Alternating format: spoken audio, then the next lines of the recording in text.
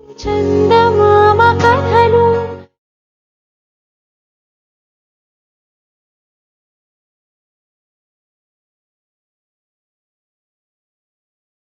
ఈరోజు మనం వినబోయే కథ కలిమి లేమి. ఒక ఊళ్ళో ధనగుప్తుడనే వ్యాపారి ఉండేవాడు. అతడు తన జీవితమంతా విరామం అంటూ లేకుండా ధనార్జనలోనే గడిపి లెక్కలేనంత డబ్బు సంపాదించాడు. బంధుమిత్రులలో సమర్థవంతుడైన వ్యాపారి అని, గొప్ప ధనవంతుడని పేరు తెచ్చుకున్నాడు. అతడు వృద్ధాప్యంలో పక్షవాతంతో మంచాన పడి, నా జీవితమంతా కేవలం డబ్బు సంపాదనలోనే గడిచిపోయింది, నా సంపాదనతో ఇతరులకు ఉపయోగపడే ఒక్క మంచి పని కూడా చేయలేదు అని పశ్చాత్తాపడ్డాడు.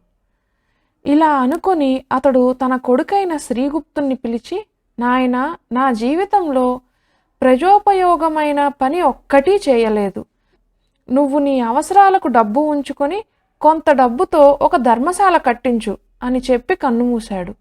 తండ్రి అంత్యక్రియలు పూర్తి కాగానే శ్రీగుప్తుడు వ్యాపారంలో మునిగిపోయాడు. ఆ సంవత్సరం అతనికి బాగా లాభం వచ్చింది. అతనికి తండ్రి చనిపోతూ చెప్పిన మాటలు గుర్తుకు వచ్చాయి. ఈ సంవత్సరం అయితే ఎంతో కొంత లాభాలు వచ్చాయి, వచ్చే సంవత్సరం నష్టం రావచ్చు, ఖర్చు పెరగవచ్చు, ఎవరు చూశారు? పై సంవత్సరం ఇంకా లాభాలు వస్తే ధర్మశాల కట్టిస్తాను అని అతను అనుకున్నాడు.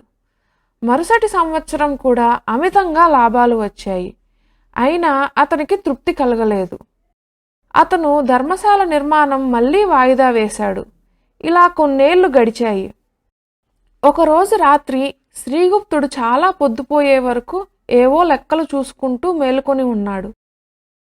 అప్పుడు ఎవరో బాధతో మూలుగుతూ అతని ఇంటి ముందున్న అరుగు మీదకు వచ్చి కూర్చున్నారు. శ్రీగుప్తుడు కిటికీలో నుంచి చూస్తే ఒక ముసలి గుడ్డి బిచ్చగాడు అరుగు మీద కూర్చొని తాను పెట్టిన సత్తుగిన్నెను జోలెను తడుముకుంటూ దగ్గరికి తీసుకోవటం కనిపించింది. ఇంతలో అరుగు దగ్గరికి కుంటుకుంటూ మరో బిచ్చగాడు వచ్చి, చింపిరయ్యా, ఎందుకు అలా తెగ మూలుగుతున్నావు? నీకు ఏమైంది అని అడిగాడు. చింపిరయ్య ఎంతో బాధతో, నువ్వా నారాయణుడు? ఏం చెప్పమంటావు? గుడ్డి వెదవని. ఉదయం అడుక్కుంటూ వస్తుంటే కాలిలో ఇంత మేకు దిగబడింది. మేకు తీసేశాను గాని కాలు వాచింది. ఉన్న చోటు నుంచి అడుగు కదలలేకపోయాను. పట్టెడు మెతుకులు దొరకలేదు. ఒక పక్క కాలి బాధ, ఇంకో పక్క ఆకలి బాధ చంపేస్తున్నాయనుకో అన్నాడు.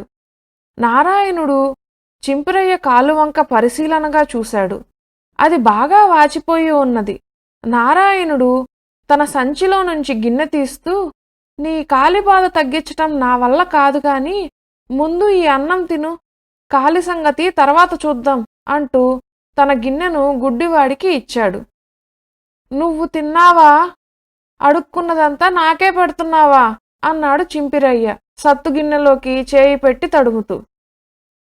ఇద్దరికీ సమానంగా పంచానులే, నా వంతు నీ గిన్నెలోకి తీసుకున్నాను అన్నాడు నారాయణుడు 2 మెతుకులు తీసి ముసలివాడి గిన్నెలో వేసి తాను తీసుకుంటూ. ఇదంతా కిటికీలో నుంచి చూస్తున్న శ్రీగుప్తుడికి కనువిప్పు కలిగింది. తనకున్న దానిలో కొంత పంచి ఇచ్చిన నారాయణుడిది నిజమైన కలిమి, ఎవరికీ ఏమీ ఇవ్వలేని తనది లేమి. ఆ రాత్రి శ్రీగుప్తుడు ఆ బిచ్చగాళ్ళిద్దరికీ ఆశ్రయమిచ్చి మర్నాడు ఉదయం వైద్యుణ్ణి పిలిపించి చింపిరయ్య కాలుకి చికిత్స చేయించాడు. అంతేకాదు, ఆ రోజే తన తండ్రి కోరిన ధర్మశాల నిర్మాణం పని ప్రారంభించాడు. సర్వేజన సుఖినో భవంతు. ఈ వీడియో గనక మీకు నచ్చినట్లయితే లైక్ చేయండి, షేర్ చేయండి, సబ్స్క్రైబ్ చేయండి, కామెంట్ చేయండి. పక్కనున్న గంట సింబల్ నొక్కితే మేము అప్లోడ్ చేసే ప్రతి వీడియో మీకు నోటిఫికేషన్ వస్తుంది.